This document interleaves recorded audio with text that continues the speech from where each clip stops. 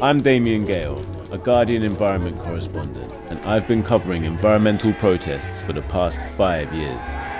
During the last week of April, climate activists mobilised around the world to protest continued climate breakdown. It does feel like we're losing. To turn that around, we're going to have to step up our game. Tell me what will work better then. I'll do it. As some worry that climate activists are losing the fight, I visited protests in England and France to see if there's anything British protesters can learn from their neighbours. In the UK, when climate protesters want to block a road, they sit down in front of it. And in France, they build an actual wall. And the bottom line here is that French people are simply better at protesting than English people.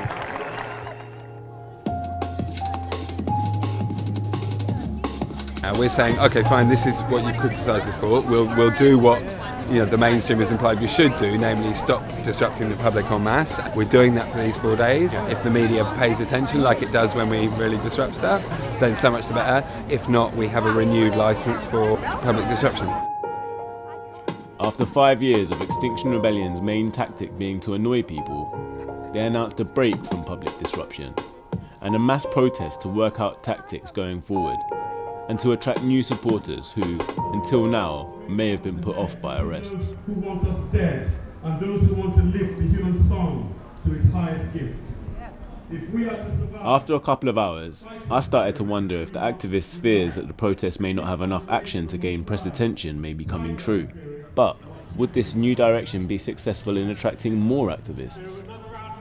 In my regional group, we've seen more people join since saying, look, we're not going to be causing disruption to the public. I've never had any intention of getting arrested either, because I don't at this point in my life feel ready to be arrested. And that was one of my concerns before joining, was like, would I feel pressure to prove my credentials and my commitment by getting arrested?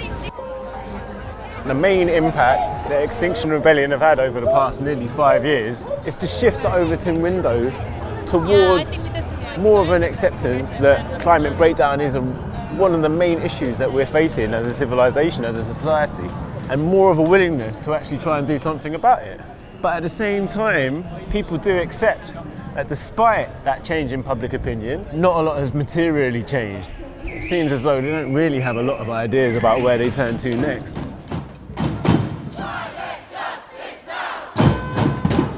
Oh look, they blocked this bit now. This wasn't blocked earlier.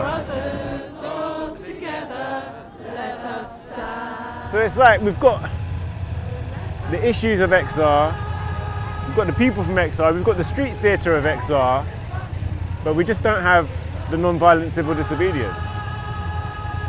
We've still got the disruption. The police are blocking the roads for them.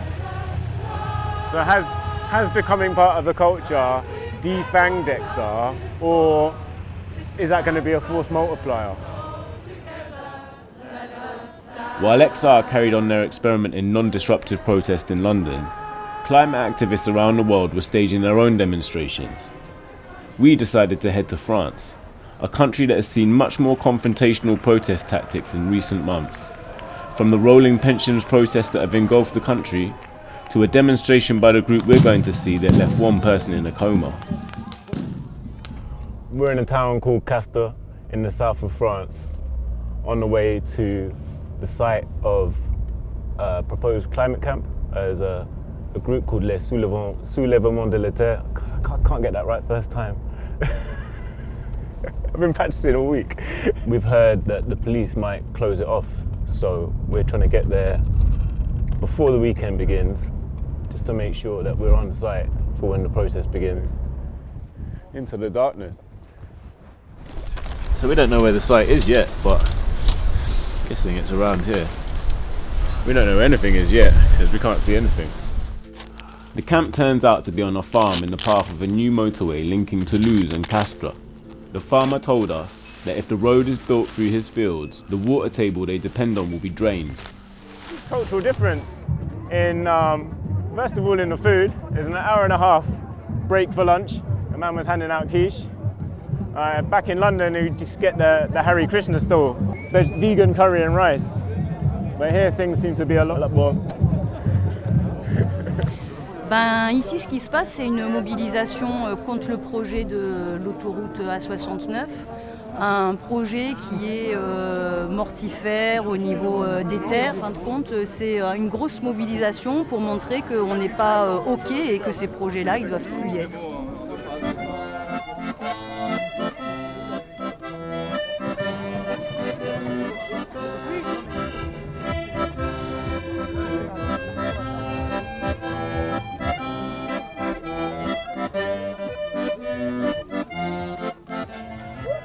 Well, this is like one of Insulate Britain's protests, but with 1,000 times as many people and absolutely no cops.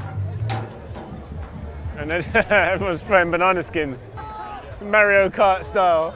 And the French protest is obviously so hyped up.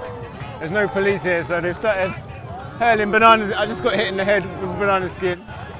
So they're getting ready for a race.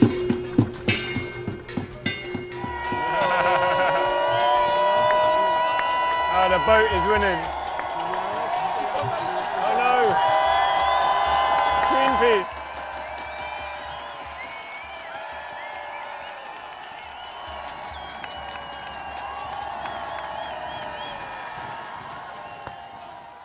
We've got some guys here who are actually building a wall across the road.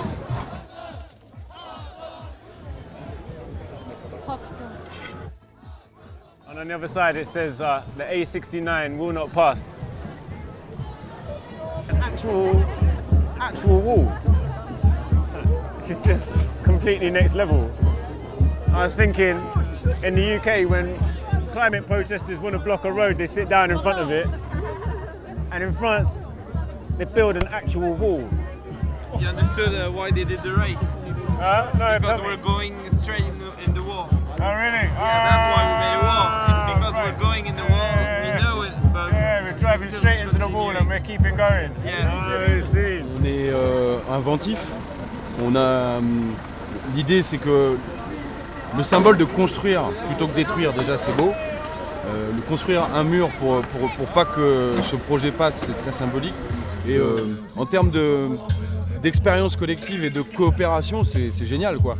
Mais on apprend à se connaître, on apprend à travailler ensemble, on apprend à lutter ensemble, pas forcément des mêmes manières, mais avec un seul objectif commun.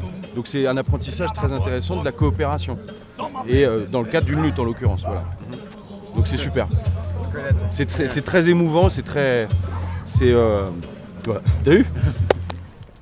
While protesters in Parliament Square and Castra wrapped up their police-facilitated protests, a more radical flank of the fight against global heating began to mobilise. Protesters from Germany, Italy, Sweden, Mexico, the United States, New Zealand and the UK began blocking roads with no end date set for their actions. How politicians, police and the public around the world react is yet to be seen.